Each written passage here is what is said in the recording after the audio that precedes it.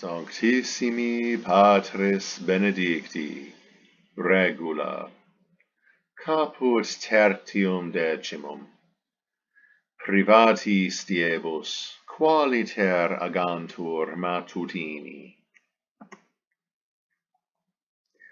Diebus autem privatis matutinorum solemnitas ita agatur, id est ut sexagesimus sextus psalmus sine antiphona, subtrahendo modice sicut dominica, ut omnes occurrant ad quinquagesimum, qui cum antiphona dicatur. Postquem alii duo psalmi dicantur secundum consuetudinem, id est, secunda feria, quintus et tricesimus quintus. Tertia feria, quadragesimus secundus et quinquagesimus sextus. Quarta feria, sexagesimum tertium et sexagesimum quartum. Quinta feria, octogesimum septimum et octogesimum nonum. Sexta feria, septuagesimum quintum et nonagesimum primum.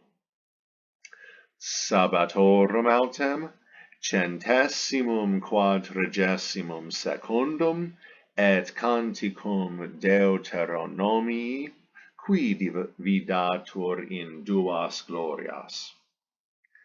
Nam, ceteris diebus, canticum unumquemque die suo ex prophetis, sicut psallit ecclesia Romana dicantur.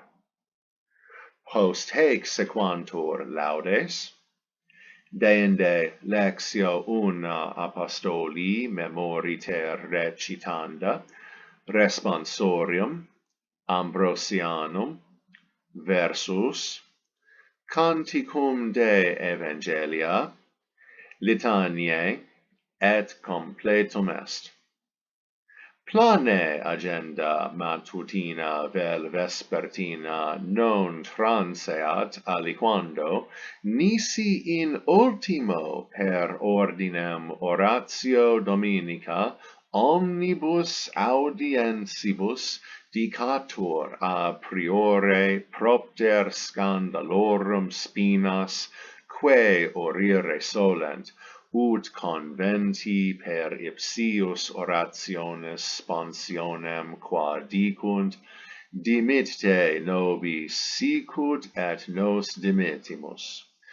Purgent se ab huius modi vitio.